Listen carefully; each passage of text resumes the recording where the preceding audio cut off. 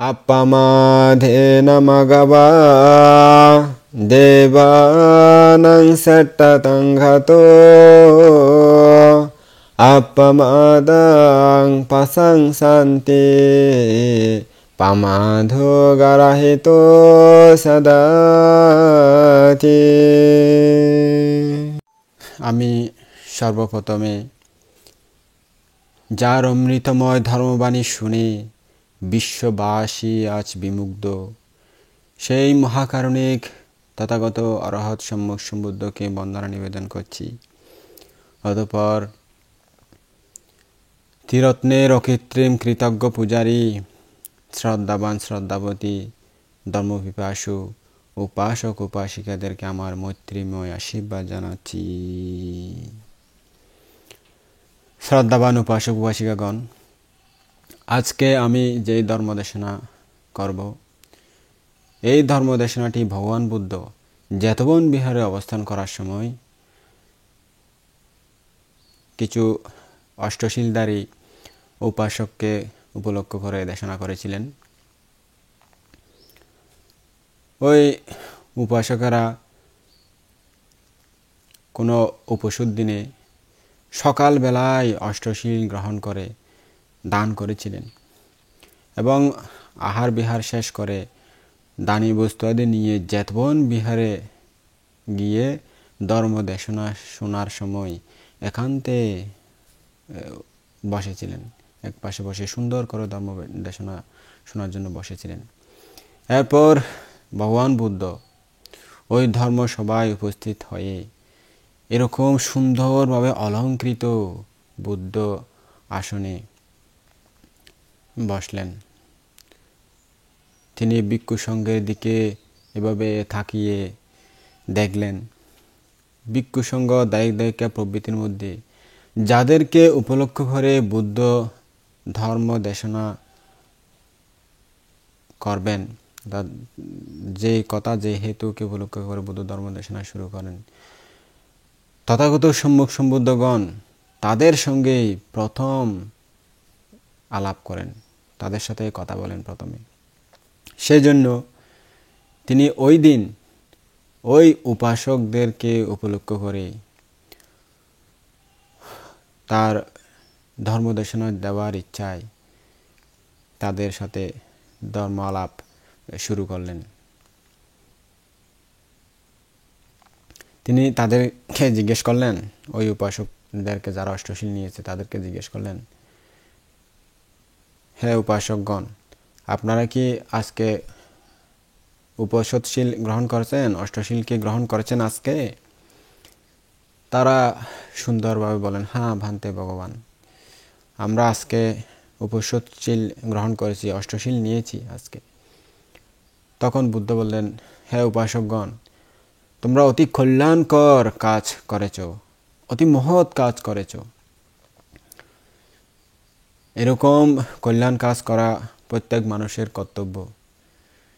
কিন্তু তোমরা যে আমার মতো মহাপুরুষকে অর্থাৎ বুদ্ধকে উপদেষ্টা রূপে পেয়ে, গুরু হিসেবে পেয়ে তোমরা যে উপসৎশীল গ্রহণ করেছো, অষ্টশীল যে গ্রহণ করে পালন করতেছ, এটা আশ্চর্যের বিষয় নয়। আগে পুরানো পণ্ডিতেরা আশ্চর্যহীন গুরুহীন হয়েও মহা ধন সম্পদ ঐশ্বর্য সব কিছু পরিত্যাগ করে উপসৎশীলধারী হয়েছিলেন, উপসৎ পালন করতেন, অর্থাৎ অষ্টশীল পালন করতেন পুণ্য ঐশ্বরিনী। তখন উপাসক যারা তারা বললেন, ভান্তে ভগবান, সেটা আবার কখন? আমরা তো জানি না। যদি আমাদেরকে সেই ধর্মদেশনাটি দেন তাহলে আমাদের জন্য মঙ্গল হয়। দয়া করে সেই অতীতের যে আচার্যহীন হয়েও কীভাবে সব কিছু ত্যাগ করে অষ্টশীল পালন করত, সেই ধর্মদর্শনাটি আমাদেরকে দয়া করে দিন, আমরা শুনতে চাই। তারা যখন এভাবে প্রার্থনা করলেন তখন ভগবান বুদ্ধ বললেন, হে উপাসকগণ, তাহলে শুনো, আমি সেই দেশনা দিচ্ছি। তখন বুদ্ধ বলতে লাগলেন, তারা শ্রদ্ধা করে শুনতে লাগলেন। বুদ্ধ বললেন, হে উপাসকগণ, সুদূর অতীতে বারাণসীতে ব্রহ্মদত্ত নামে এক রাজা ছিলেন। তিনি পুত্রকে উপরাজ্য দান করেছিলেন। কিন্তু একদিন সেই পুত্রের মহা ঐশ্বর্য, তার মহা ক্ষমতা, তার পক্ষে অনেক লোক তার সাথে সাথে বিচরণ করতেছে, তার নির্দেশ মানতেছে, তাকে সবাই সম্মান করতেছে। ইহা দেখে তিনি ভাবলেন, কি জানি পাছে আমার রাজত্ব কাড়িল এই ছেলেটা, এই রাজপুত্রটা। কি হয় কি জানি, আমার রাজ্য কেড়ে নিবে মনে হয়, আমার ভয় হচ্ছে। এই আশঙ্কায় তিনি তার পুত্রকে ডেকে বললেন, বৎস, তুমি এই রাজ্য থেকে বের হয়ে যাও এবং যেখানে খুশি সেখানে বাস করো। যখন আমার মৃত্যু হবে, আমি যখন মারা যাব, তখন এসে কুলক্রমাগত এই রাজ্য তুমি গ্রহণ করবে। ওই কুমার হ্যাঁ বাবা এই কথা বলে তার পিতাকে প্রণাম করে নমস্কার করে রাজধানী থেকে যাত্রা করলেন বাবার নির্দেশ মেনে। যেতে যেতে যেতে হাঁটতে হাঁটতে একটি নদীর তীরে এবং সমুদ্রের পার্শ্ববর্তী যেখানে মোহনা, সেই স্থানের কোনো সুন্দর নীরব নিস্তব্ধ জায়গায় একটি ছোট কুটির নির্মাণ করে সেখানে ফলমূল আহার করে ঋষির মতো জীবনযাপন করতে লাগলেন। কিন্তু ঋষি নয়, তিনি বাবার নির্বাসিত জীবনযাপন করতেছেন। ঋষি হলে তো নিজের স্বেচ্ছায় গিয়ে ওখানে শিল সমাধি প্রজ্ঞা পালন করেন। তেভাবে তিনি সুন্দরভাবে ওখানে ফলমূল খেয়ে একাকী জীবনযাপন করতেছেন। ওই সময়ে সাগরের নিচে নাগভবনে এক বিধবা নাগকন্যা ছিল। সে সধবা নাগকন্যাদের সৌভাগ্য দেখে খামো বসে তারও ইচ্ছা হয় তাদের মতো এনজয় করতে, স্বামী নিয়ে আনন্দ বিনোদন করতে, নেচে গিয়ে সময় কাটাতে। কিন্তু তিনি ছিল বিধবা, তার স্বামী নাই। তো সবাই এনজয় করতেছে স্বামী নিয়ে, তাদের প্রিয়জন নিয়ে। তো সেটা দেখে তার মনে ঈর্ষা জন্মে আর কি। মায়ের ফল কেন ঈর্ষা বেশি জন্মায়, অন্য সুখ দেয় হারে। আইন উপাসক উপাসিকা হল না রান্না বিজুন জিয়ান সত্যি আন হইতে আর কি। কেন ঈর্ষা বেশি জন্ম, অন্য সুখ দেখিলে মতো আমি বুঝছি মেরিমে সুখ, আমি বুঝছি মেরিমে সুখ, আপনার লাইফের সুখ। তো এরকম নিজের যোগ্যতা হদ্দুর আছে বা পারে না হরিয়ান চাইতো নয়, ওইতে ঘরের আমি বুঝছুম ওইতে সুখ পাওয়ার ঈর্ষা করি না। এই কিছুদিন আগে একটা ঘটনা শুনলাম, পাশে তারা দুইজন বান্ধবী একই এলাকার আর কি, একই বাড়ির পাশাপাশি। তো একজন ছিল গরিব একটু, আর একজন ছিল একটু সচ্ছল পরিবারের। তো বাইর থেকে গরিব মেয়েটিকে বিয়ে করে নিয়ে যাওয়ার জন্য বিয়ে ঠিক হলো, তাকে পছন্দ করলো আর কি, মনে হয় একটু সুন্দরী টুন্দরী হবে, সেদিন ওই গরিব মেয়েটিকে পছন্দ করে বিয়ে ঠিক হলো। তখন ওই পাশে যিনি ছিল উনি সচ্ছল পরিবারের হলেই উনি ছিল একটু অন্য টাইপের হবে, সেজন্য ওনাকে পছন্দ করেনি, ওনাকে পছন্দ করে নিয়েছে। উনি হিংসায়, আমার বিয়ে না হয়ে ওর কেন বিয়ে হবে আগে, ভালো বাড়িতে, ওর ধনী বাড়িতে বিয়ে হচ্ছে। ওই যে বাড়িতে ঠিক হয়েছে ওটা ছিল ধনী করে, একটু সচ্ছল পরিবারে, অনেক ধনী। তো ধনীর ছেলের সাথে কেন ওর বিয়ে হবে, আমার হচ্ছে না, ওর কেন হবে? এই হিংসার কারণে ওকে মেরে ফেলেছিল, অ্যাসিড দিয়ে জ্বালিয়ে দিয়েছিল, মেরে ফেলেছিল। এরকম হিংসার কারণে হয়। মেয়েরা আসলে হিংসুক একটু বেশি পুরুষের তুলনায়। উপাসিকারা বান্য হইন বানতে পুরুষও হন হিংসুক সময় দে উন্দি আনোর না আছে, পুরুষ হলো হিংসুক, কিন্তু মাইফল একটু বেশি আর কি, জিয়ান সচরাচর দেওয়া যায়, অন্য সুখ দেয় অন্য পারে। মুদিতার অভাব, অন্যের সুখ দেখতে পারা যে যায় না, নিজের সহ্য হয় না, সেটা মুদিতার অভাব বলে আর কি। তো এরকম ওই নাগকন্যা এরকম হয়েছিল। অন্য নাগকন্যাদের সুখ ঐশ্বর্য, তাদের বুক বিলাস দেখে তার ঈর্ষা লাগতো, আমি করতে পারছি না, আমি করবো সুখ। এই আশা নিয়ে নিজস্ব একটা বয়ফ্রেন্ডের খোঁজে তার মনের মানুষের খোঁজে সাগরের তীরে তীরে বিচরণ করতে করতে ওই রাজপুত্রের পদচিহ্ন দেখে সেটা এই পদচিহ্ন অনুসরণ করে সেই পণ্যশালায় উপস্থিত হলো। যে কুটিরে থাকতো ওই কুটিরে গেল আর কি। ওই রাজপুত্র তখন বন্য ফলমূলাদি আহরণ করার জন্য বের হয়েছিলেন। নাগকন্যা পণ্যশালায় প্রবেশ করে তার কাষ্ঠময় সজ্জা ও অন্যান্য গৃহসজ্জা দেখতে পেল এবং মনে মনে সিদ্ধান্ত নিল যে এটা কোনো সন্ন্যাসীর বা প্রব্রজকের বাসস্থান হবে। আচ্ছা, নিঃশ্রদ্ধাবশে প্রব্রজ্যা নিয়েছেন না অন্য কোনো কারণে গৃহত্যাগ করে এখানে বাস করতেছেন, সেটা একটু পরীক্ষা করা দরকার। নাগকন্যা এই সংকল্প নিয়ে তাকে পরীক্ষা করতে লাগলো। সে ভাবল, ইনি যদি শ্রদ্ধাবশে প্রব্রজ্ঞা গ্রহণ করে থাকেন তাহলে আমি এর শয্যা, এই খাট পালং এই সুন্দরভাবে সাজিয়ে রাখলেও নিজে, যেহেতু তিনি তপস্যা নিরত, জ্ঞান সাধনায়রত, এই কারণে সেগুলো তিনি ব্যবহার করবেন না, ভোগ করবেন না, ওখানে থাকবেন না, বাস করবেন না। কিন্তু এই লোকটি যদি কামাবিরত হন, অর্থাৎ কামনা বাসনায় অভিভূত হয়, শ্রদ্ধায় প্রব্রজিত না হয়, তাহলে নিশ্চয় আমার এই সুন্দর করে সাজানো গোছানো রচিত এই খাটের মধ্যে, আসনের মধ্যে সুন্দরভাবে শয়ন করবেন, ঘুমাবেন।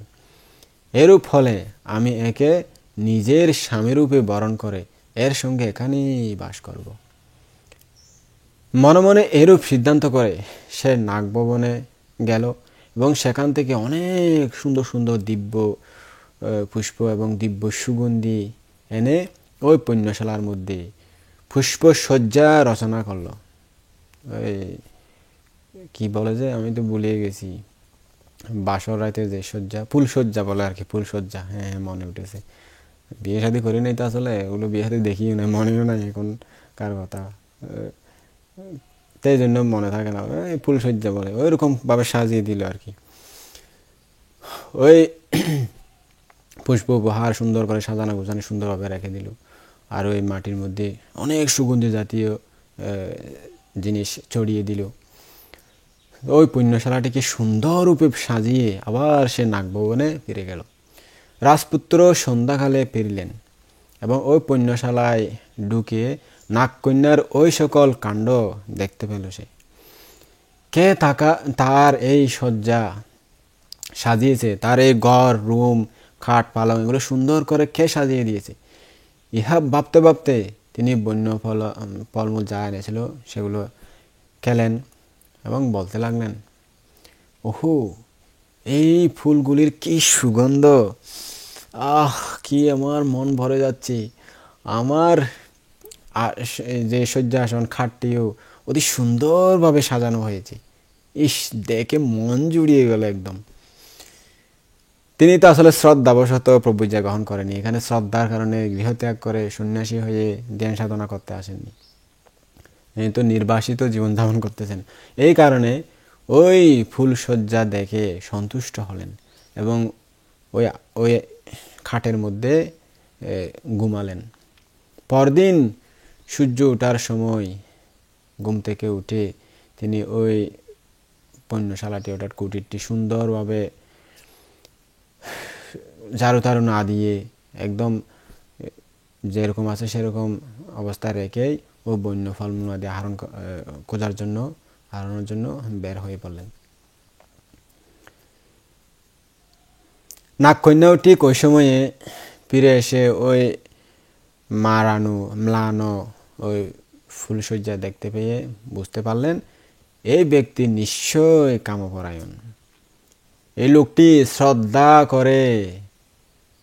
উৎপন্ন হয়ে এখানে জঙ্গলে বাস করতেছে না, এখানে প্রব্রজ্ঞা গ্রহণ করে নাই, শ্রদ্ধা করে।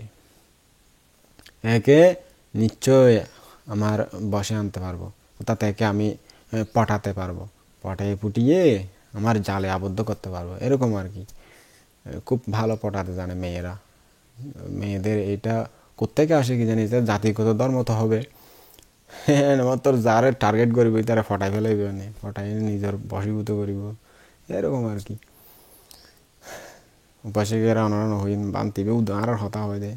আর যে সত্যি এন আর কি, যে হতা আছে লেখা আছে এখন বুদ্ধ হয়ে গিয়ে যে সত্যি এন হইর আর কি, আর কিছু হইন ধর্ম আছে লেখা হইতে আর কি। তো এরকমই হয়েছিল, উনিও পটাবেন বলে স্থির করেছিল।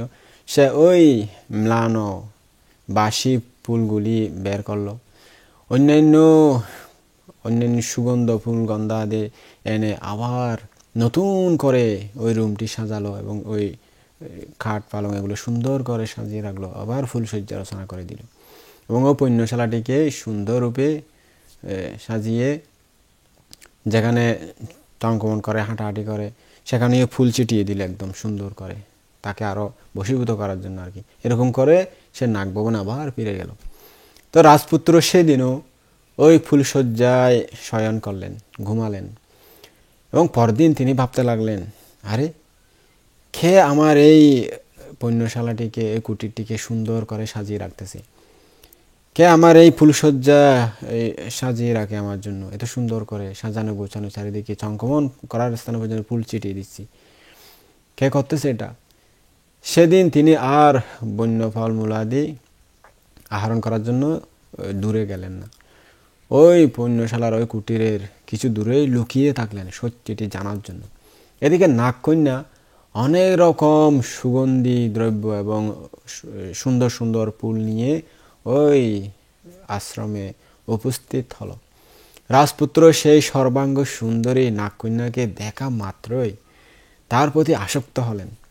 ওই যে কথা আছে না, বসে বসে ক্রাশ খেয়ে গেলেন, ক্রাশ খাইয়ে দের কি নাগকন্যারে দেখি ক্রাশ খাইয়ে এত সুন্দরী তো নাগকন্যা, অনেক ক্রাশ না হয় হন যায়, এটা হাইয়ে দের ক্রাশ।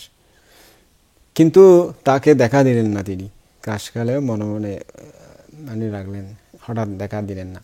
এরপর সে যখন ওই কুটিরে ঢুকে, ওই রুমে ঢুকে ওই ফুলশয্যা রচনা করতে লাগলেন, সাজাতে লাগলেন, তখন তিনি ওই কুটিরের ভিতরে গিয়ে তার সামনে উপস্থিত হলেন হঠাৎ করে। তাকে জিজ্ঞেস করলেন, ভদ্রে তুমি কে? সে উত্তর দিল, প্রভু আমি নাগকন্যা। তো তুমি সধবা না স্বামীহীনা, বিধবা নাম জিজ্ঞেস করতেছে আর কি।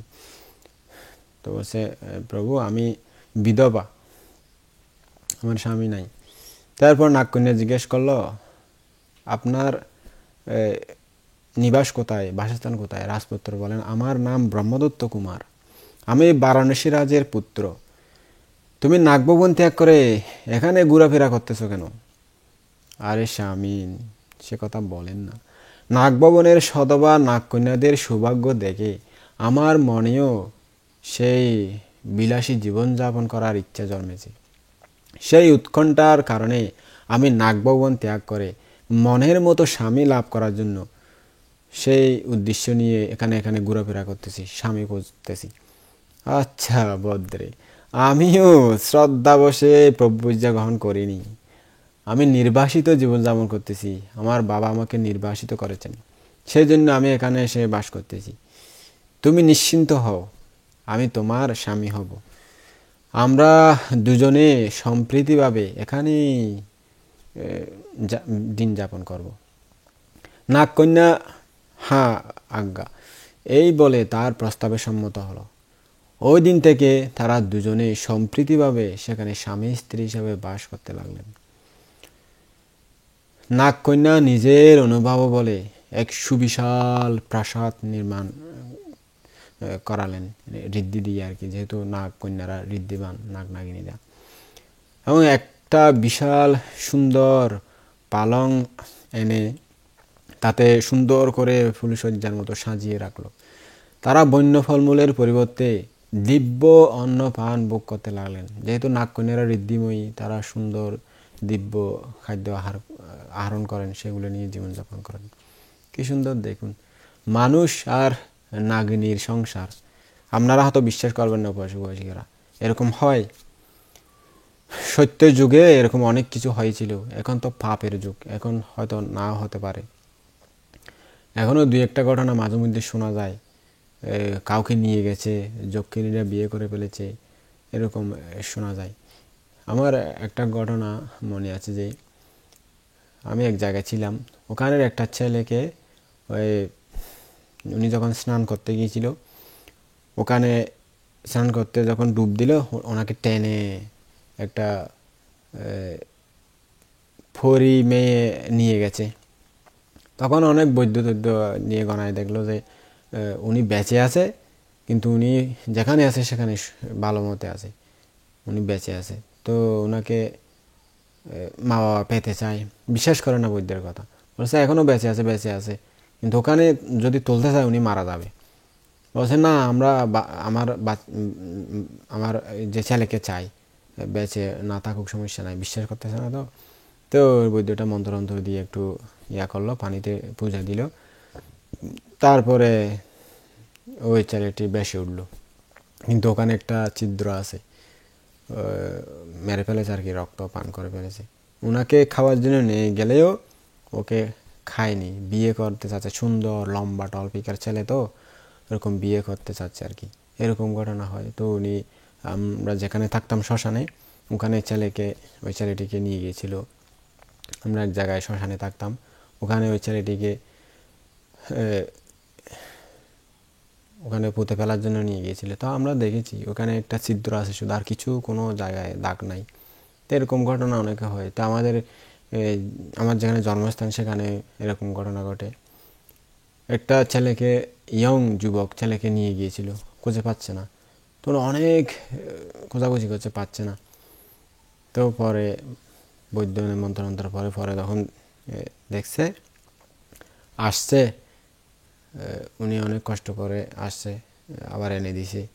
তো ওনাকে তখন জিজ্ঞেস করলো, আমাকে বিয়ে করতে চাইছিল, বিয়ে করে রেখে দিতে চাইছিল, তা আবার ওনাকে এখানে রেখে চলে গেছে। এরকম ঘটনা অনেক কিছু শোনা যায়, যদিও বা আমরা সত্যের যুগের ঘটনাগুলি বিশ্বাস করি না, কিন্তু তখন ছিল অনেক কিছু ঘটত। হ্যাঁ, আমরা এতটাই বিভোর হয়ে গেছি যে বিজ্ঞানে 4,000 বছর, 5,000 বছর, 20,000 বছর আগে এরকম হয়েছিল সেটা বললেই বিশ্বাস আমরা করি। কিন্তু আমাদের ধর্মের নিয়মে এই গ্রন্থে লেখা আছে ওইরকম হয়েছিল 2,000 বছর আগে, 1,000 বছর আগে, এরকম 5,000 বছর আগে এরকম হয়েছিল, এটা বললে বিশ্বাস করি না। কিন্তু বিজ্ঞান বললে বিশ্বাস করি। বিজ্ঞানে যদি হয় গালো দিয়ে গাছজ্ঞ উঠের, তাও বিশ্বাস করিব। বিজ্ঞান যদি হয় মানুষের মাথার তুন সোনার উহা বাইরের, ইয়েও বিশ্বাস করিব। কিন্তু ওই ধর্মীয় দৃষ্টিকোণ থেকে বললে সেটা বিশ্বাস করবে না। সে যাই হোক, আপনাদের ইচ্ছা, বিশ্বাস করুন বা নাই বা করুন, যেটা সত্য সেটাই, ধর্ম সেটাই বলে। সত্য যুগের অনেক ঘটনা কিন্তু এখন ঘটতেছে না, এগুলো এখন বললে মিথ্যা বলে, বুয়া বলে, এই বলে সেই বলে, দেবতা ভূত প্রেত বিশ্বাস করে না, কিন্তু দেবতা ভূত প্রেতের অনেক ঘটনা এখন ঘটে যাচ্ছে প্রত্যক্ষভাবে। তো যাই হোক, উপাসক-উপাসিকারা, বিলিভ ইট অর নট, ইংরেজিতে একটা কথা আছে, এটা আমি প্রায় সময় বলি, এটা আপনাদের উপর নির্ভরশীল।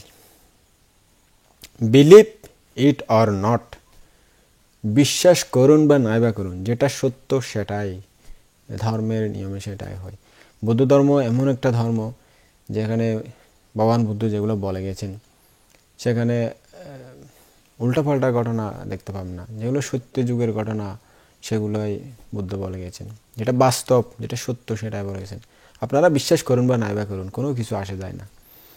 আপনারা বিজ্ঞান বিশ্বাস করতে থাকেন, আপনাদের মতো আপনারাই চলতে থাকেন, সমস্যা নেই, ধর্মের মতোই চলবে। তো এরকম তখন হয়েছিল আর কি, এরকম হয়। এখন তো আপনারা অনেক কিছু বিশ্বাস করবে না। এই যে একটা ঘটনা আমি শুনেছিলাম, একটা ছেলেকে নাগরাজ্য থেকে এসে ওনাকে ধরে নিয়ে গিয়েছিল ওনার একটা অপরাধের কারণে। উনি ভুল করে একটা সাপ মারতে গিয়ে একটা নাগ বংশের ছেলেকে মেরে ফেলেছিল। আরেকজন ওনার যে নাগ কন্যাকে আঘাত করেছিল, সেই কারণে দুইজন ওরা, বাংলাদেশের ঘটনা, ঢাকার পাশে কোন একটা জেলার, ওখান থেকে ধরে নিয়ে গিয়েছিল। বাস্তব সত্য এটা, এটা কাল্পনিক নয়। তো ধরে নিয়ে গিয়েছিল, একজনকে ছাড়েনি, বিচার হয়েছে, কিন্তু আরেকজনকে ছেড়ে দিয়েছে। 1 সপ্তাহ পর্যন্ত রেখেছিল মনে হয়, বিচার হয়েছে ওখানে, বিচার হওয়ার পরে ওখানে ছেড়ে দিয়েছে, ওকে আবার যেখান থেকে ধরে নিয়ে গেছিল সেখানে এনে রেখে দিয়েছে। তো উনি নিজেই সাংবাদিককে এই কথা বলেছিল, আমি শুনেছিলাম আর কি। এরকম বাস্তব সত্য অনেক কিছু ঘটতেছে, আমরা বিশ্বাস করি বা নাই বা করি, এরকম ঘটনা আর কি। তো শুনুন বাসিকারা, তো দুজনেই তারা নাগিনী আর একজন মানুষ, দুজনেই সুন্দর করে সংসার করতেছে। কালক্রমে ওই নাগকন্যা গর্ভবতী হলো এবং যথাসময়ে এক সুন্দর পুত্র সন্তান জন্ম দিল। ওই পুত্রের নাম রাখা হলো সাগর ব্রহ্মদত্ত। সাগর ব্রহ্মদত্ত যখন হাঁটাহাঁটি করতে শিখল, তখন নাগকন্যা এক সুন্দর দিব্য পরীর মতো কন্যা সন্তান জন্ম দিলেন। সমুদ্র তীরে ভূমিষ্ঠ হয়েছিল বলে ওই মেয়েটির নাম রাখা হলো সমুদ্রজা। এরপর বারাণসীবাসী এক বনচর ওই স্থানে শিকার করতে করতে উপস্থিত হলেন, ওই যেখানে ওরা বাস করে সেখানে। রাজপুত্র তাকে সাদরে অভ্যর্থনা করলেন। সেও রাজপুত্রকে চিনতে পারলেন এবং সেখানে কয়েকদিন বাস করে ফিরেই গেল তার রাজ্যের মধ্যে, তার ঘরে। রাজপুত্র, আপনি যে এখানে বাস করতেছেন, আমি গিয়ে রাজকুলে এই সংবাদ দেব, এটা বললেন রাজপুত্রকে। এদিকে বারাণসী রাজেরও মৃত্যু হয়েছিল। মন্ত্রী মিনিস্টারেরা তার অন্ত্যেষ্টিক্রিয়া সমাপন করে 7ম দিনে সমবেত হয়ে তারা সবাই আলোচনা করতে লাগলেন, আরে অরাজক রাজ্য অচিরেই বিনষ্ট হয়, রাজপুত্র কোথায় আছেন, তিনি কি জীবিত আছেন নাকি মৃত, তা তো আমরা জানি না। অতএব পুষ্পরথ পাঠিয়ে রাজা নির্বাচন করা যাক। ঠিক ওই সময় উক্ত বনচর, আমি রাজপুত্রের সাথে 3-4 দিন একত্রে বাস করে এখানে আসতেছি। আমি যখন শিকার করতে গিয়েছিলাম তখন আমি রাজপুত্রের সাথে দেখা করেছিলাম, তাকে এরকম এরকম দেখেছি, উনি এভাবে সংসার করতে, সব কিছু বিস্তারিত তাদেরকে বললেন। এই সংবাদ শুনে মন্ত্রীরা তাকে অনেক পুরস্কার দিলেন, যেহেতু রাজপুত্রের সংবাদ দিলেন। সে যে পথ দেখিয়ে চলল সেই পথে গিয়ে রাজপুত্রের নিকট উপস্থিত হলেন এবং সম্মানিত হয়ে রাজার মৃত্যু সংবাদ জ্ঞাপন করে বললেন, দেব, আপনি এখন আপনার পৈতৃক রাজ্য গ্রহণ করুন। রাজপুত্র নাগকন্যার মনোভাব পরীক্ষার জন্য তার নিকট গিয়ে বললেন, প্রিয়তমা, আমার বাবার মৃত্যু হয়েছে, মন্ত্রীগণ আমাকে আমার বাবার রাজ্য গ্রহণ করার জন্য আহ্বান করতেছে, তারা এখানে এসে উপস্থিত হয়েছে আমাকে নিয়ে যাওয়ার জন্য, চলো যাই, আমরা দুজনেই এই 12 যোজন বিস্তৃত বারাণসীপুরীতে গিয়ে রাজত্ব করি। সেখানে তুমি 16,000 রমণীর মধ্যে সর্বোচ্চ পদে অধিষ্ঠিতা হবে, তোমাকে মহারানী বানিয়ে দেব। নাগকন্যা তখন বলল, স্বামী, আমি যেতে পারবো না। না পারার কারণ কি? তুমি কেন যেতে পারবে না? প্রভু, আমরা ঘোর বিষা, হঠাৎ রেগে যাই, সামান্য কারণেই আমাদের রাগ উঠে যায়। স্ত্রীরা শপথনীদের প্রতি স্বভাবতই রোষপরায়ণা হয়, শপথনী সহ্য করতে পারে না। আমি যদি কিছু দেখি বা শুনি, রাগের বশে কারো দিকে এভাবে তাকিয়ে দেখি, তাহলে সে তৎক্ষণাৎ চূর্ণ বিচূর্ণ হয়ে এদিক সেদিক ছড়িয়ে পড়বে, মারা যাবে, সে বাঁচতে পারবে না আর এই বিষের তাড়নায়, যেহেতু আমরা ঋদ্ধিশালী এবং নাগকন্যা। এই কারণে আমি ওখানে যেতে পারবো না, সরি, আমাকে ক্ষমা করবেন। রাজপুত্র পরদিনও নাগকন্যাকে তার সঙ্গে যাওয়ার জন্য অনুরোধ করলেন। নাগকন্যা বলল, আমি কিছুতেই যাব না, আমার পুত্র কন্যা কিন্তু নাগের সন্তান নয়, আপনার ঔরসজাত বলে এরা মনুষ্য জাতিভুক্ত হয়েছে। আপনি যদি আমাকে ভালোবাসেন তবে যেন সাবধানে আমার এই পুত্র কন্যাকে লালন পালন করবেন। এরা কিন্তু জলীয় ধাতু বিশিষ্ট, যেহেতু আমি ওদের মা, এবং তারা সুকুমার কায়ু, হালকা তাদের শরীর। পথ চলার সময় গরমের তাপে এরা মারা যেতে পারে। অতএব আপনি কাঠ খোদাই করে নৌকার মতো একটা ডোঙ্গা তৈরি করে, ওখানে পানি দিয়ে পূর্ণ করে আমার এই 2 সন্তানটিকে তাদের ওখানে বসিয়ে ওখানে খেলা করতে করতে আপনি রাজধানীতে নিয়ে যাবেন। এবং ওখানে রাজধানীতে গিয়ে রাজবাড়ির পাশে বিশাল সুন্দর একটা পুকুর খনন করাবেন। এইরূপ ব্যবস্থা করলে এরা কখনো ক্লান্ত হবে না, সুন্দরভাবে এরা বড় হবে। এই বলে নাগকন্যা রাজপুত্রকে প্রণাম ও প্রদক্ষিণ করল এবং ওই সন্তান দুটিকে জড়িয়ে ধরে, বুকের মধ্যে জড়িয়ে ধরে তাদেরকে স্নেহ চুম্বন করলো, কাঁদলো একটু, তাদের আদর স্নেহ করে রাজপুত্রের হাতে ভাবে তুলে দিল, রাজকুমার আমার এই সন্তান দুটিকে সুন্দরভাবে অবশ্যই পালন করবেন। তো এভাবে কাঁদতে কাঁদতে সেখানেই অন্তর্হিত হয়ে সে আবার সে নাগ ভবনে চলে গেল। নাগকন্যার অন্তর্ধান স্থানে রাজপুত্র বিষণ্ণ হলেন, তিনি খুব মনে মনে দুঃখিত হলেন, যেহেতু এতদিন সংসার করেছে, তার প্রাণপ্রিয় স্ত্রী তাকে ছেড়ে আবার চলে গেছে। তিনি কাঁদতে কাঁদতে বাসভবন থেকে বের হলেন এবং চোখ মুছতে মুছতে অমাত্যদের নিকট গেলেন। অমাত্যরা সেখানে তার অভিষেক সম্পাদন করলেন। তখন বললেন, মহারাজ চলুন এখন আমাদের রাজধানীতে ফিরে যাই। রাজা বললেন, তাই করা যাক, কি আর করার। তার আগে তোমরা একটা ডোঙ্গা খোদাই করার ব্যবস্থা করো এবং ওইটি গাড়িতে তোলো, ওর মধ্যে পানি পুরিয়ে দাও এবং ওই পানিতে নানান বর্ণের সুগন্ধ ফুল ছড়িয়ে দাও, কারণ আমার সন্তান দুটি জলীয় ধাতু বিশিষ্ট, তারা ওই পানিতে খেলাধুলা করে সুখী হবে, রোদের গরমে কষ্ট পাবে না। তখন ওই অমাত্যেরা মন্ত্রীরা রাজার আদেশ মতো সমস্ত কাজ করলেন।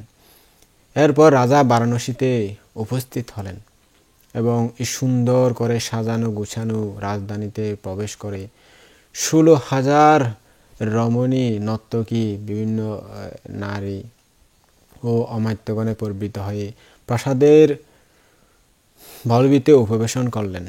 প্রাসাদের উপরে সুন্দর জায়গায় বসলেন। সেখানে তিনি 1 সপ্তাহ পর্যন্ত প্রচুর পরিমাণে আনন্দ বিনোদনে মদ গাঁজা খেয়ে আনন্দ ফুর্তি নাচ গানে অতিবাহিত করলেন। এরপর ওই সন্তান দুটির জন্য তিনি একটি সুন্দর পুকুর খনন করালেন।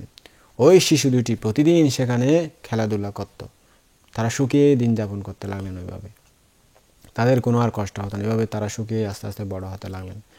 একদিন মানুষেরা যখন ওই পুকুরে পানি ঢুকাচ্ছিলেন, সেই সময় পানির সাথে একটা কচ্ছপ ওই পুকুরের মধ্যে ঢুকে গিয়েছিল। সে বের হওয়ার কোনো পথ না পেয়ে ওই পুকুরের তলার মধ্যে লুকিয়ে রইল। এরপর ওই শিশু দুটি যখন খেলা করতে লাগলো, তখন সে একদিন উঠে মাথার উপর এভাবে মাথা তুলল। তাদেরকে দেখা মাত্রই আবার ডুব দিয়ে অদৃশ্য হয়ে গেল। ওই রাজপুত্রেরা খেলা করতেছে, তাদেরকে দেখে আবার অদৃশ্য হয়ে গেল আর কি, ডুব দিয়ে ভিতরে ঢুকে গেল ভয়ে। ওই ছোট বাচ্চারা তাকে দেখে ভয় পেয়ে গেল। তারা বাবার নিকট গিয়ে বলল, বাবা বাবা, ওই পুকুরের মধ্যে না একটা যক্ষ আছে, আজকে থেকে ভয় পেয়ে গেছি, সে আমাদেরকে ভয় দেখাচ্ছে বাবা। এভাবে কান্না কান্না করতে করতে রাজাকে জানালো বাবাকে। রাজা কর্মচারীদের নির্দেশ দিলেন, এই যাও, যক্ষটাকে ধরো, গিয়ে আমার ছেলেকে ভয় দেখায়, দুষ্ট যক্ষটার কাণ্ড দেখো, ধরা আনো যক্ষটাকে। তারা ওই জাল দিয়ে ওই কচ্ছপটাকে ধরলো এবং রাজার কাছে নিয়ে আসলো, রাজাকে দেখালো। ওই শিশু দুটি চিৎকার করে বলল, বাবা বাবা, যক্ষ যক্ষ বিশ্বাস, এটা যক্ষ বিশ্বাস বিশ্বাস। ওই পুত্র স্নেহ বশত আদর স্নেহে ভরা ভরপুর রাজার মন, সেই রাজা কচ্ছপের উপর খুব রাগান্বিত হলেন। সে তখনই আজ্ঞা দিলেন, হেই, একে অপরাধের উপযুক্ত শাস্তি দাও, কেন আমার ছেলে মেয়েদেরকে ভয় দেখালো। কর্মচারীরা কেউ কেউ বলল, মহারাজ এটা রাজার শত্রু, হেই এটা আপনার শত্রু, রাজার শত্রু মহারাজ, এটা আমাদের রাজার শত্রু, একে উৎকুলের মধ্যে ফেলে মুসুরের আঘাতে চূর্ণ বিচূর্ণ করো, একদম ওই পাটাতে ফেলে উঠে দিয়ে একদম চেষ্টা বলতেছে আর কি বেচারা।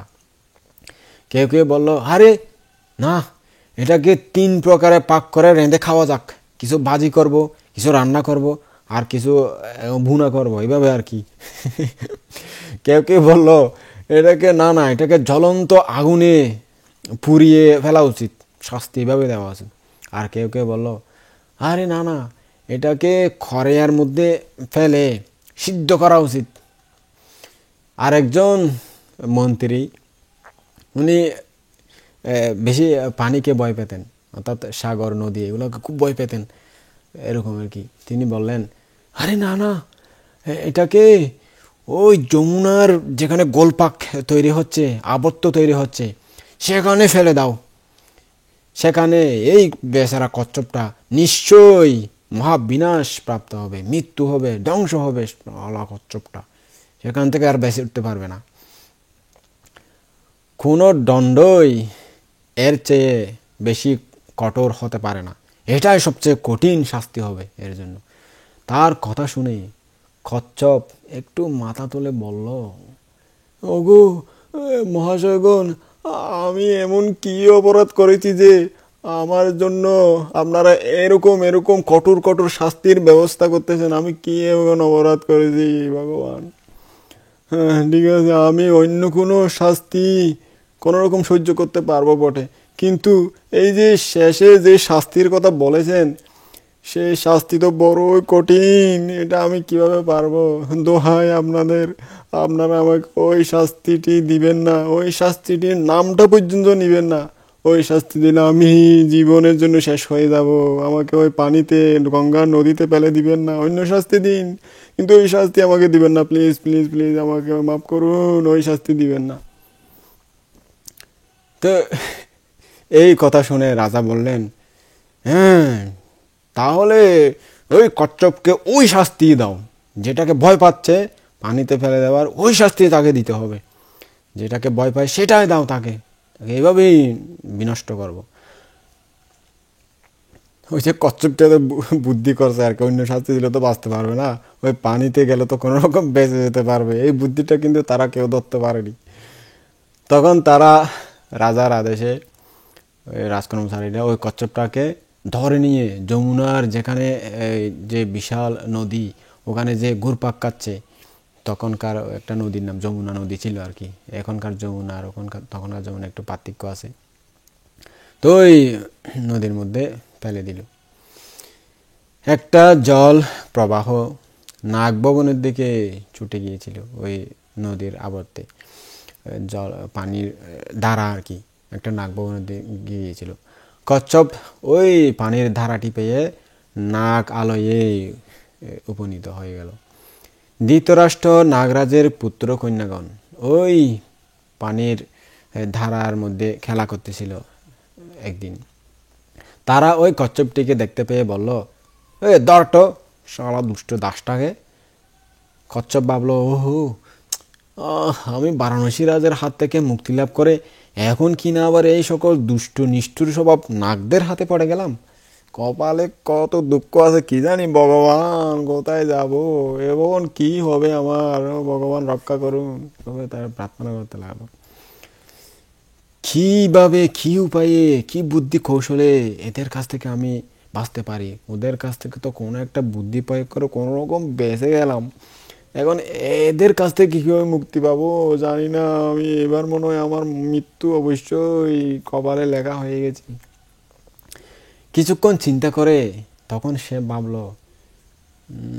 বেশ একটা উপায় আছে। সে মিথ্যা করে বলল, এই তোমরা নাগরাজ ধৃতরাষ্ট্রের কর্মচারী না? তোমরা তার এরকম কর্মচারী হয়ে কেন এরকম উল্টাপাল্টা কথা বলতেছো? আমার নাম চিত্রকূট কচ্ছপ, আমি বারাণসী রাজের দূত, সংবাদবাহক। আমি ওনার দূত হয়ে ধৃতরাষ্ট্রের কাছে এসেছি। তোমরা আমাকে এরকম কেন করতেছো? তোমাদের তো দেখতে ইয়া নাই, দয়া মায়া নাই, তোমাদের মান সম্মান ছিল না, কি শিখেছো ছোটকাল থেকে? হ্যাঁ, আমাদের রাজা ধৃতরাষ্ট্রকে তার কন্যা দান করার ইচ্ছায় আমাকে ধৃতরাষ্ট্রের কাছে পাঠিয়েছেন, তোমাদের রাজার কাছে পাঠিয়েছেন খবর দেওয়ার জন্য।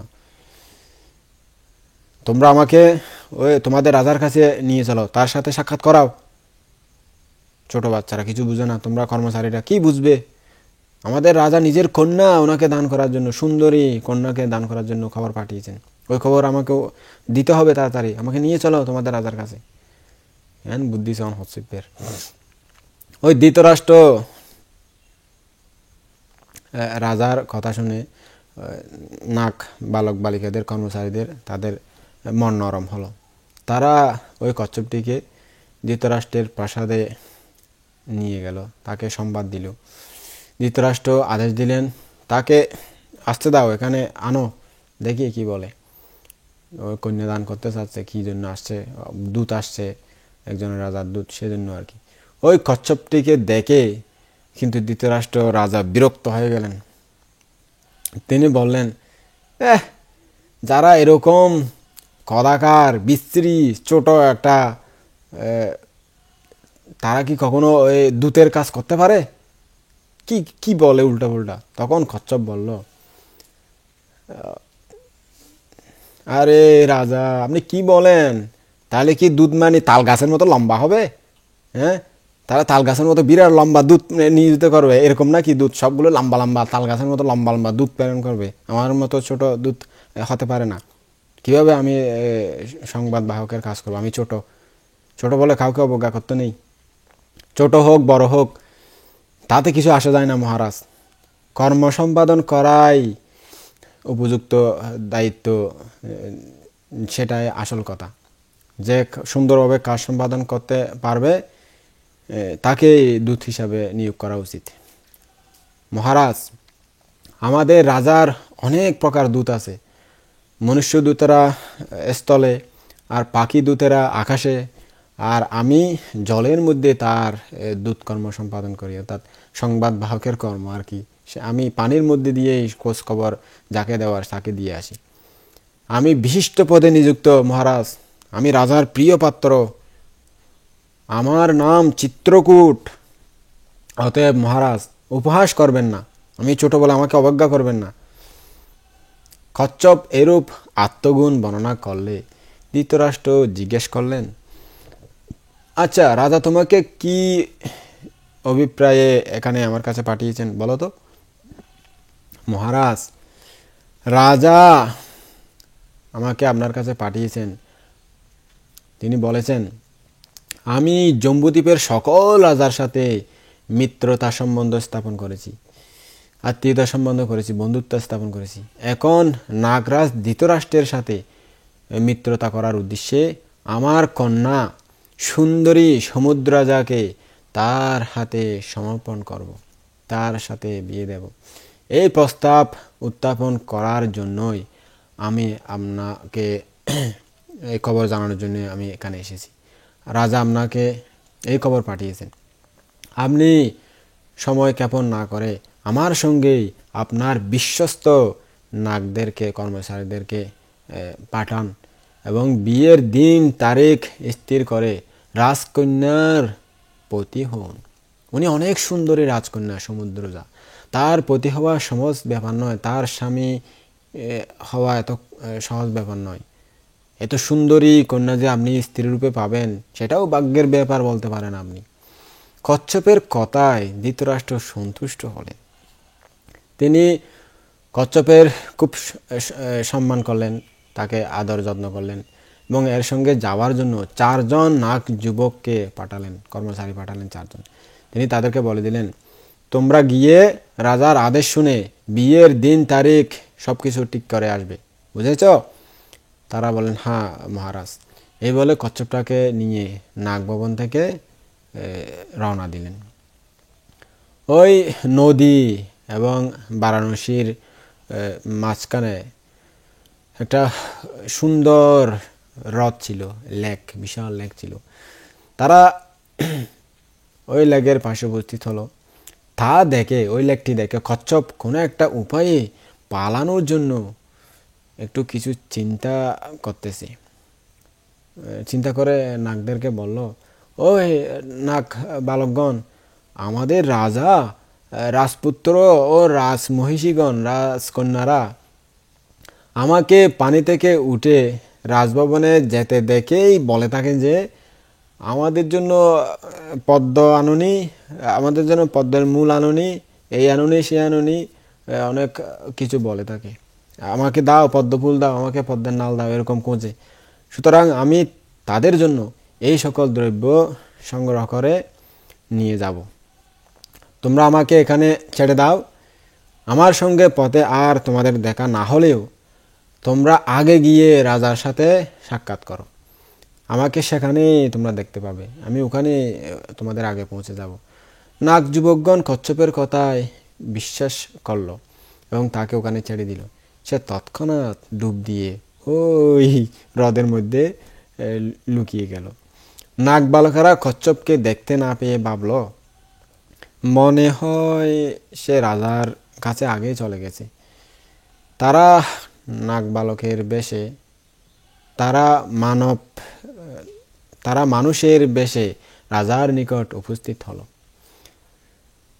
রাজা তাদেরকে খুব সম্মানিত করে জিজ্ঞেস করলেন, তোমরা কোথা থেকে আসতেছ? কোথায় থেকে এসেছো? কি কারণে এসেছো? তারা বলল, মহারাজ, আমরা নাগরাজ ধৃতরাষ্ট্রের নিকট থেকে এসেছি। তো কি উদ্দেশ্যে? মহারাজ, আমরা তার দূত। তিনি আপনার সুস্থতা জিজ্ঞেস করেছেন, আপনি ঠিক আছেন কিনা, শারীরিক মানসিক ভালো আছেন কিনা সেটা জিজ্ঞেস করেছেন। আপনি যা চান তিনি আপনাকে তাই দেবেন। আপনি আপনার কন্যা সমুদ্রজাকে আমাদের রাজার সহধর্মিণী করে দিন।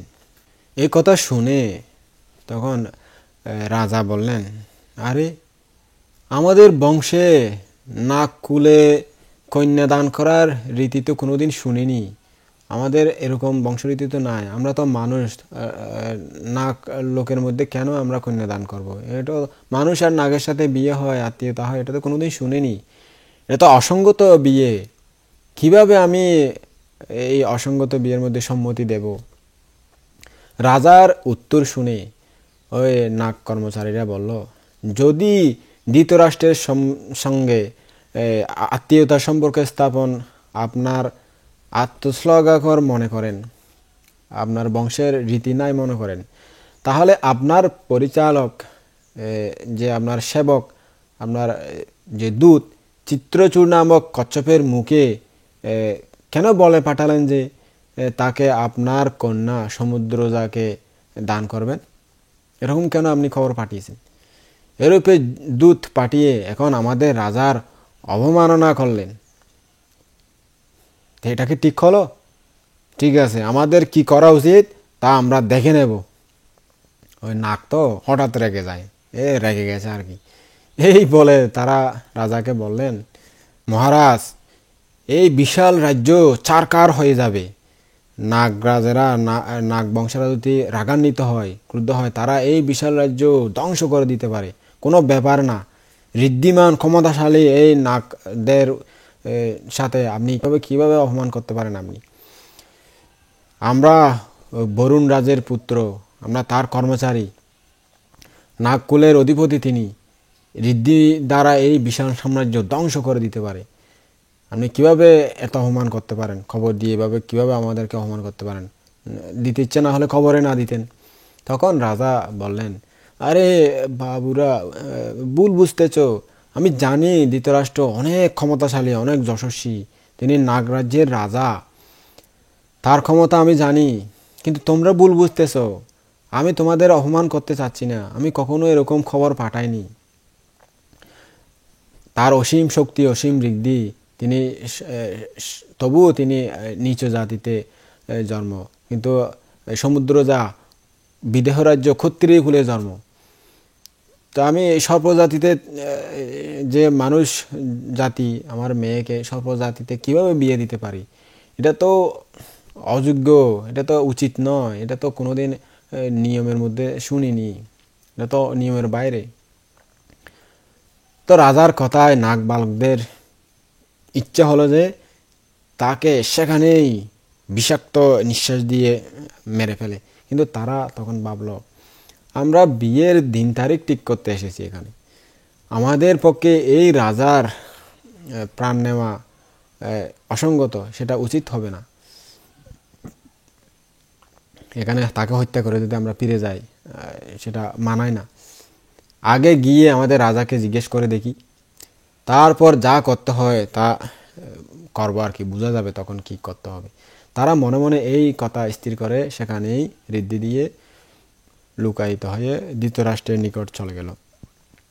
ধৃতরাষ্ট্র জিজ্ঞেস করলেন, কি হে বৎসগণ, তোমরা রাজকন্যাকে লাভ করতে পারলে কি? দিন তারিখ ঠিক করে এসেছ? তখন তারা রাগের মাথায় বলল, মহারাজ, আমাদেরকে প্রাণে মারতে চান তো এখনই মেরে ফেলুন। কি দরকার আমাদেরকে এখন এত কষ্ট দিয়ে, এত শাস্তি দিয়ে? সেই রাজা আপনাকে কত গালি দিলেন, মন্দ দিলেন, নিচু জাতি, একদম হীন জাতি বলে কত তার কুবাক্য বললেন।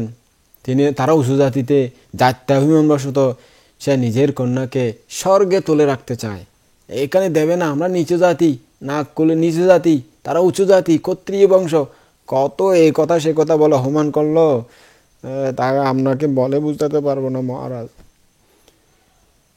এই কারণে বারাণসী রাজ যা বলেছিলেন এবং যা না বলেছিলেন, হ্যাঁ না অয় নয় এরকম অনেক কথা তারা এমনভাবে সাজিয়ে গুছিয়ে নাগরাজকে শুনিয়ে দিল যে তিনি এই কথা শুনে রাগান্বিত হয়ে গেলেন। সাহস কত দেখো মানুষ লোকের, আমরা এত ক্ষমতাশালী, আমাদেরকে এত অপমানিত করলো, ঠিক আছে দেখে নেব। তিনি নিজের কর্মচারীদেরকে সমবেত করার আজ্ঞা দিলেন। এই সমবেত হতে বলো সবাইকে। তখন সে বিষাক্ত যারা সাপ ছিল তাদেরকে ডেকে বলে, এই বিষাক্ত তোরা যারা যারা বিষাক্ত বিষ যারা বেশি ছড়াতে পারে তারা সবাই যাও ওই কাশী রাজ্যে, ওখানে গিয়ে বারাণসীর আনাচে কানাচে সবখানে পরে থাকো, বড় বড় রূপ ধরে পরে থাকো, কিন্তু কাউকে হত্যা করবে না, কাউকে প্রাণে মারবে না। এই কথা শুনে ওই বিষাক্ত নাগরা জিজ্ঞেস করলো, মহারাজ, যদি মানুষ হত্যা করতে না পারি তাহলে সেখানে গিয়ে কি করব, আমরা কি জন্য যাব? ওই নাগরাজদেরকে তখন ধৃতরাষ্ট্র বললেন, তোমরা গিয়ে এভাবে মানুষকে ভয় দেখাও, আগে এভাবে পানির মধ্যে, পুকুরের মধ্যে, পথে ঘাটে নিজের রূপ ধরে বিশাল বিশাল সাপের ফনা ধরে, এভাবে ফনা ধরে ঝুলে থাকো, গাছের মধ্যে ঘাটের মধ্যে পরে থাকো, এভাবে দেখে মানুষেরা অনেক ভয় পাবে। ও পুরো বারাণসীপুরী সবখানে সাপের রাজ্য করে নাও। তো নাগ যারা ছিল তারা সবাই গিয়ে এভাবে পরে থাকলো, এভাবে পরে থাকলো, এভাবে পরে থাকলো, এখানে ঘাটের মধ্যে, পুকুর ঘাটে, রাস্তার মধ্যে, গাছের মধ্যে ঝুলে থাকলো, পথের মধ্যে পরে থাকলো। সবাই এই দিকে সাপ, এদিকে বড় বড় রূপ ধরে, এত বড় বড় রূপ ধরে সাপেরা পরে আছে, ফুসফুস করে, কিন্তু কাউকে হত্যা করে না। তবুও তো তারা ভয় পাচ্ছে। সবাই হায় হায় আমাদের কি রাজ্য নষ্ট হলো, ওই নষ্ট হলো, শেষ শেষ, এই কি করলো ওই মহারাজ, আমাদেরকে রক্ষা করুন, আমাদেরকে রক্ষা করুন, আপনার মেয়ে সমুদ্রজাকে তাড়াতাড়ি ধৃতরাষ্ট্রের কাছে দিয়ে দিন, নাহলে এই রাজ্য সর্বনাশ হয়ে যাবে, শেষ হয়ে যাবে। তাড়াতাড়ি আপনার মেয়েকে দিয়ে ওই রাজাকে প্রসন্ন করুন, নাহলে আমরা শেষ, আমরা চলাফেরা করতে পারবো না, বাঁচতে পারবো না, বিষাক্তের ছোবলে আমরা সবাই মারা যাবো মহারাজ। সবাই এভাবে কান্নাকাটি যখন করতে লাগলো, রাজাকে তার কন্যাকে দিতে বলল। তো রাজা শুয়ে শুয়ে নগরবাসীদের এবং নিজের স্ত্রীদের এসব আর্তনাদ শুনতে পেলেন। এদিকে সেই নাগ বালক চারজন যারা গিয়েছিল তাকে এসে তর্জন গর্জন করতে লাগলো, হ্যাঁ দেখাবো মজা, এবার দিবি না তোকে মারবো, রাজ্য সর্বনাশ করে দেবে, করতে লাগলো আর কি। কাজেই তিনি ওই মরণের ভয়ে 3 বার প্রতিজ্ঞা করলেন যে ঠিক আছে ঠিক আছে, আমার কন্যা সমুদ্রজাকে ধৃতরাষ্ট্রের কাছে সমর্পণ করব, তার সাথে বিয়ে দেব, আর কোনোদিন বিয়ে না দেবো এটা বলবো না। 3 বার বলতেছি তোমাদেরকে, আমি সত্যিই বিয়ে দেবো, আমি সত্যিই বিয়ে দিয়ে দেবো, সবাই একটু এই রাজ্যটা রক্ষা করুন, রাজ্যবাসীদেরকে রক্ষা করুন।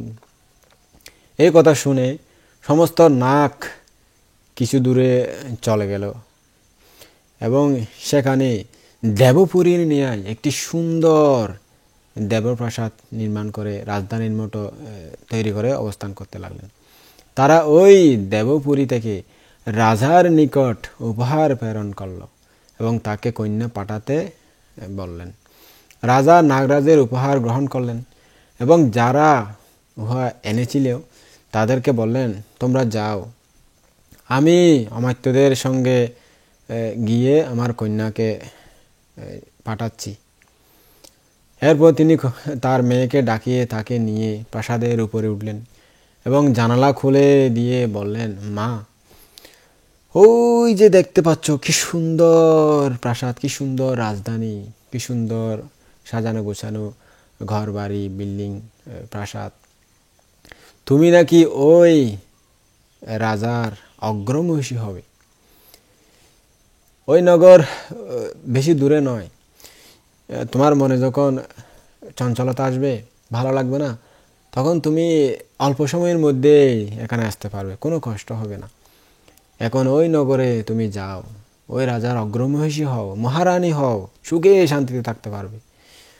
তার মেয়েকে এভাবে বুঝিয়ে তিনি তার মাথা ধুয়ে দিলেন, পরিষ্কার করালেন এবং তাকে সর্ব অলংকার যা কিছু একজন নববধূর প্রয়োজন সব কিছু পরালেন, সাজালেন সুন্দর করে, মানুষ দিয়ে অনেক সুন্দর করে সুগন্ধি দ্রব্যাদি দিয়ে সাজালেন। নাক বালকগণ তার প্রত্যুত্তমগমন করে তাকে সম্মান জানিয়ে মহাসমারোহে রাজকন্যার অভ্যর্থনা করলেন। মন্ত্রীরা নগরে প্রবেশ করে রাজকন্যাকে ওই ধৃতরাষ্ট্রের কাছে সম্পাদন করলেন, তার সাথে বিয়ে দিলেন এবং প্রচুর ধন পেয়ে বারাণসীতে আবার ফিরে আসলেন। নাগেরা ওই রাজকন্যাকে প্রাসাদে তুলে অলঙ্কৃত দিব্য সজ্জায় ওই ফুল সজ্জায় শয়ন করালেন। নাগকন্যাগণ সেই সময়ের পর থেকে নানা রকম মানুষের রূপ ধরে, কেউ বুড়া, কেউ যুবক, কেউ আধবয়সী, সেরকম মানুষের রূপ ধরে, যেরকম দাসী সেবিকাদের রূপ ধরে তার সেবা করতে লাগলেন। রাজকন্যা দিব্য সজ্জায় শয়ন করে দিব্য স্পর্শের প্রভাবে খুব তাড়াতাড়ি ঘুমিয়ে পড়লেন। ধৃতরাষ্ট্র তাকে নিয়ে নাগ পরিজন সহ সেখানেই ঋদ্ধি দিয়ে লুকায়িত হয়ে নাগ লোকে চলে গেলেন। ঘুম থেকে ওঠার পর রাজকন্যা অলঙ্কৃত দিব্যসজ্জা ও সুবর্ণ মণিময় রমণীয় উদ্যান ও পুকুর এবং দেবপুরী ন্যায় সুন্দর মনোহর নাগভবন দেখে এবং নানান বয়সী সেবিকা, পরিচারিকা, দাসী তাদেরকে দেখে জিজ্ঞেস করলেন, এই নগর, এই রাজধানী অত্যন্ত সুন্দর এবং সুন্দরভাবে সাজানো গোছানো। ইহা আমাদের যে রাজধানী ছিল, রাজপ্রাসাদ ছিল, সেরকম নয়। এত সুন্দর আমি কোনোদিন দেখিনি। এই রাজধানীটি কার, তোমরা জানো? দাসীদেরকে জিজ্ঞেস করতেছে। তারা বলল, আরে মহাদেবী, মহারানী, এই রাজধানী তো আপনার স্বামীর সম্পত্তি। যারা অল্প পুণ্য তারা এই সম্পত্তি লাভ করতে পারে না। যাদের পুণ্য বেশি তারাই এই সম্পত্তি লাভ করে, তারাই এই মহাপুণ্যের ফলে এগুলো ভোগ করতে পারে। এদিকে ধৃতরাষ্ট্র পুরা নাগরাজ্য সকল স্থানে ঘোষণা করে দিলেন যে যদি কেউ সমুদ্রজার সামনে সাপ রূপ ধরে দেখা দেয় তাহলে তার কঠোর শাস্তি হবে, অর্থাৎ সে যাতে বুঝতে না পারে। তার কাছে সবাই মানুষের রূপ ধরে দেখা দিতে হবে। সাপের রূপ ধরে যদি কেউ দেখা দেয় এমন শাস্তি দেবে তাকে, পুরো রাজ্য ঘোষণা করে দিলেন।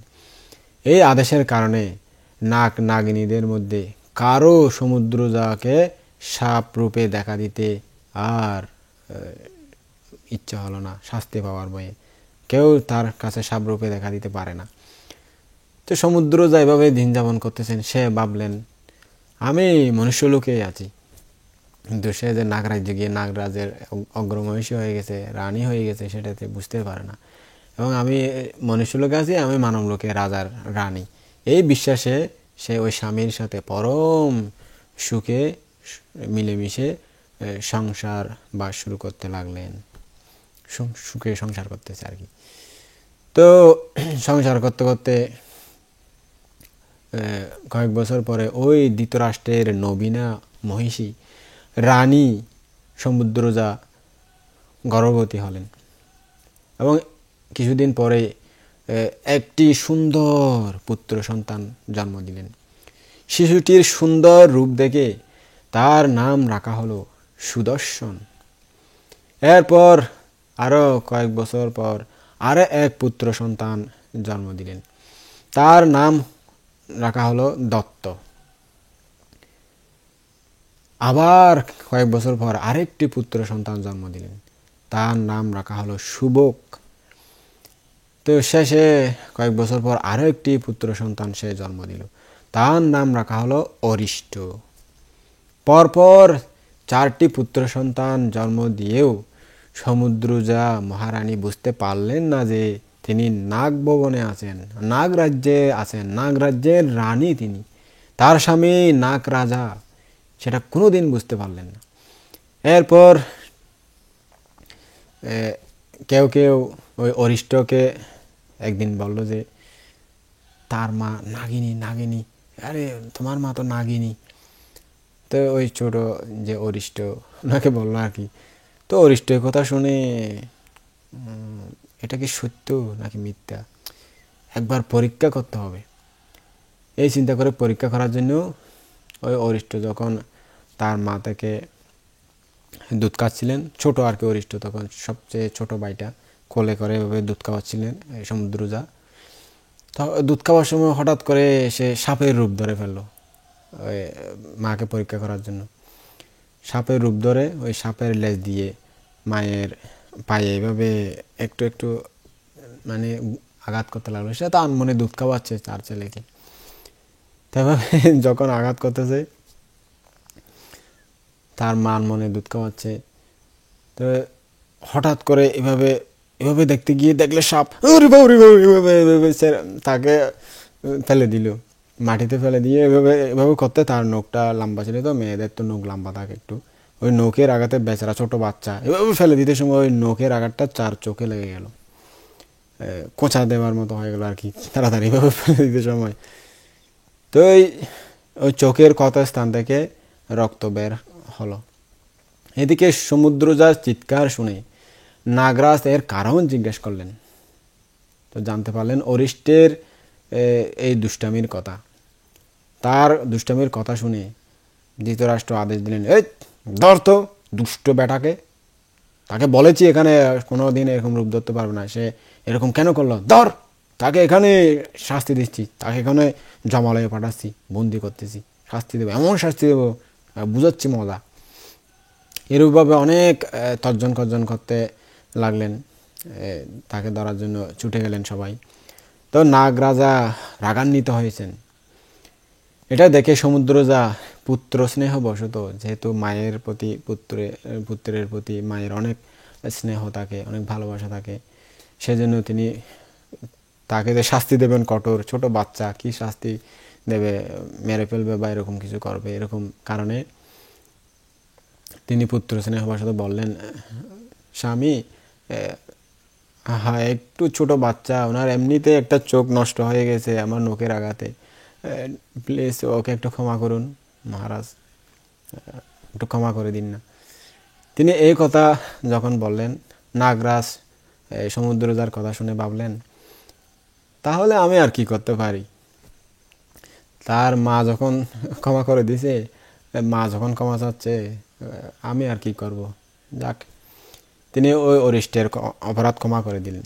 সমুদ্রজা ওই দিন থেকে বুঝতে পারলেন যে তিনি নাগভবনে আছেন, তিনি নাগরাজ্যের রানী। এই সময় থেকে অরিষ্টের নাম হয়ে গেল কানা অরিষ্ট, যেহেতু একটা চোখ নষ্ট হয়ে গেছে তার মায়ের নখের আঘাতে। তো এভাবে সময় অতিবাহিত হওয়ার পর নাগরাজের পুত্র 4টি প্রাপ্তবয়স্ক যৌবন প্রাপ্ত হয়ে সুন্দরভাবে চলতে লাগলেন। তখন তিনি ওই ধৃতরাষ্ট্র রাজা চিন্তা করলেন, আমার ছেলেদেরকে দায়িত্ব দিতে হবে, তাদেরকে শত যোজন ব্যাপী এক এক রাজ্যের অংশ তাদেরকে শাসন করার জন্য দায়িত্ব দিলেন। ওই রাজকুমারেরা ঐশ্বর্য ভোগ করতে লাগলেন খুব সুখে শান্তিতে। 16,000 নাগকন্যা তাদের প্রত্যেকের সেবা শুশ্রূষায় রত হলো। তাদের বাবার রাজ্যের পরিমাণ এখন মাত্র 100 জন। কুমারদের মধ্যে 3 জন প্রতি মাসে একবার মাতা পিতাকে দেখতে আসতেন। বোধিসত্ত্ব কিন্তু 15 দিনে একবার মাতা পিতাকে দেখতে যেতেন। নাগলোকে কোনো কঠিন প্রশ্ন উঠলে তার সমাধান করতেন। পিতার সঙ্গে বিরূপাক্ষ মহারাজকে অভিবাদন করতে যেতেন, সম্মান করতে যেতেন সময়ে সময়ে। তার সময় কোনো প্রশ্ন উঠলেও, সেই পরিষদে কোনো প্রশ্ন উঠলেও তার মীমাংসা করতেন। একদিন বিরূপাক্ষ নাগ পরিষদ সঙ্গে নিয়ে তাবতিংশ স্বর্গে দেবরাজ ইন্দ্রকে বন্দনা করে সভাসীন হয়েছেন, ওখানে বসেছেন। এমন সময় দেবতাদের নিকট একটা প্রশ্ন উঠল, একটা প্রশ্ন উত্থাপন হলো। ওই প্রশ্নের উত্তর কেউ দিতে পারল না। রাজা মহারাজা অনেকে ছিল, একমাত্র বোধিসত্ত্বই এই প্রশ্নের উত্তর দিতে পারলেন। এতে খুশি হয়ে দেবরাজ ইন্দ্র দিব্য পুষ্প দ্বারা এবং দিব্য সুগন্ধি দ্রব্য দ্বারা তাকে পূজা করলেন, তাকে সম্মানিত করলেন এবং বললেন, দত্ত, তোমার প্রজ্ঞা পৃথিবীর ন্যায় বিপুল, অসীম তোমার প্রজ্ঞা। অতএব এখন থেকে তোমার নাম ভূরি দত্ত হবে। ভূরি তো বেশি আর কি, অনেক এরকম প্রখর এরকম বোঝায়।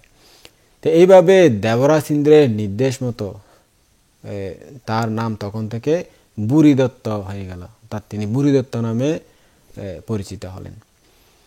তারপর বুরিদত্ত ইন্দ্ররাজের প্রতি মহাসম্মান দেখানোর জন্য মাঝে মাঝে দেবলোকে যেতেন, তাকে সম্মান করতেন।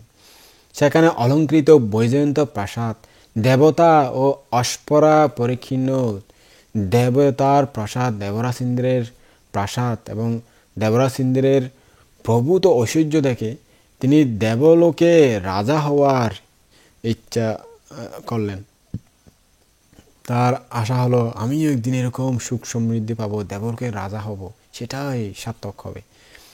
তিনি ভাবলেন, আরে এরকম নাগকুলে জীবনযাপনে কি ফল, আমি নাগলোকে গিয়ে উপসদ পালন করব, অষ্টশীল পালন করব, যাতে এই স্বর্গে দেবলোকে পুনর্জন্ম লাভ করতে পারি এবং দেবলোকের রাজা হতে পারি। তার জন্য আমি সব কিছু করব, ধর্ম পুণ্য উপসদ পালন সব কিছু আমি পালন করব আজ থেকে। মনে মনে এই সংকল্প করে ওই বুরিদত্ত নাগলোকে ফিরে মাতা পিতাকে বললেন, মা, বাবা, আমি উপসদ পালন করতে চাই, আমি অষ্টশীল পালন করতে চাই। তারা বললেন, বৎস, এ অতি সাধু সংকল্প, খুব ভালো সংকল্প, কিন্তু বাইরে না গিয়ে এই নাগ রাজ্যের ভিতরেই কোনো নীরব নিস্তব্ধ প্রাসাদে উপসদ পালন করো, ব্রতপরায়ণ হও। বাইরে গেলে নাগ কন্যা, নাগ রাজাদের, নাগপুত্রদের মহা বিপদের আশঙ্কা আছে, অনেক বিপদ হয়। বুরিদত্ত হ্যাঁ মা এই কথা বলে তাদের আদেশ পালন করার অঙ্গীকার করলেন, তাদেরকে সম্মতি দিলেন, হ্যাঁ ঠিক আছে, আপনারা যা করবেন তাই, যা বলবেন তাই সেভাবে আচরণ করব। তিনি নাগলোকের একটা অধিবাসীহীন, কোনো কেউ বাস করে না এরকম প্রাসাদে থেকে উপসদ ব্রত, অষ্টশীল এগুলো পালন করতে শুরু করলেন। কিন্তু সেখানে নাগ কন্যাগণ নানা রকম বাদ্যযন্ত্র হাতে তাকে ঘিরে দাঁড়াতো, তাকে এসে নাচ গান করত। এই জন্য তিনি বুঝতে পারলেন যে নাগলোকে বাস করলে তার অষ্টশীল উপসদ পালন সফল হবে না। এখানে সবসময় নাগ কন্যারা এসে ডিস্টার্ব করবে, আনন্দ বিনোদন দেবে। কাজে তিনি মনুষ্যলোকে গিয়ে উপসদ পালন করার, অষ্টশীল পালন করার সংকল্প করলেন, মনে মনে সিদ্ধান্ত নিলেন। কিন্তু পাশে তার মাতা পিতা নিষেধ করে। এই আশঙ্কায় তিনি তাদেরকে কিছু জানালেন না, শুধুমাত্র নিজের স্ত্রীকে ডেকে বললেন, বদ্রে, আমি মনুষ্যলোকে যাচ্ছি, যেখানে যমুনার তীরে, সেখানে যমুনা তীরে একটা বিশাল বটগাছ আছে, তার কিছু দূরে উইয়ের ডিবি আছে একটা বলমিক, ওই কানের উপরে আমার দেহকে কুণ্ডলিত করে আমি চতুরঙ্গ সমন্বিত উপসৎ পালন করব, সেখানেই আমি বাস করব, সেখানেই উপসৎ পালন করতে যাব। সমস্ত রাত এরূপে উপসৎ পালন করতে করতে যখন সূর্যোদয় হবে, সূর্য উঠবে, সকাল হবে, তখন আমাকে গন্ধ জাতীয়, সুগন্ধি জাতীয় এবং সুগন্ধি সুন্দর ফুল দিয়ে পূজা করে, নাচ গান করে ও আনন্দ বিনোদন করে করে আমাকে নিয়ে নাগভবনে তুমি ফিরে আসবে। স্ত্রীকে এই নির্দেশ দিয়ে বোধিসত্ত্ব সেই বল্মীকের উপরে কুণ্ডলিত দেহে চতুরঙ্গ সমন্বিত উপসৎ ব্রত পালন করতে শুরু করলেন। তার দেহটি একদম ছোট রূপ ধারণ করলেন, অনেক ছোট রূপ নিলেন আর কি। তিনি বললেন, অধিষ্ঠান করলেন মনে মনে, যে আমার চামড়া চায় সে চামড়া নিয়ে যাক, আমার মাংস চায় যে সে আমার মাংস নিয়ে যাক, যে আমার রক্ত চায় সে আমার রক্ত নিয়ে যাক, যে যার ইচ্ছা সে তা গ্রহণ করুক, সমস্যা নাই, আমি এই শরীর দানে ব্রত করলাম, তবু আমি আমার ব্রত অষ্টশীল উপসৎ আমি পালন করব। তো বোধিসত্ত্ব ওই উইয়ের ডিবির মধ্যে বল্মীকের মাথায় শয়ন করে রাতে সুন্দরভাবে উপসৎ ব্রত পালন করতেন, তার অষ্টশীল পালন করতেন। এবং পরের দিন সূর্য উঠলে নাগ কন্যারা গিয়ে সে যেভাবে নির্দেশ দিয়েছিল, সবাই নাচ গান করতে করতে তাকে সুন্দরভাবে ওখান থেকে আগে বাড়িয়ে নাগ রাজ্যে নিয়ে আসবে, সেখানে তাকে এইভাবে নিয়ে আসতো, সেভাবে প্রত্যেকদিন যেত, উপসৎ দিনে আসতো। তিনি এইভাবে অনেক সময় উপসৎ ব্রত পালন করতে লাগলেন।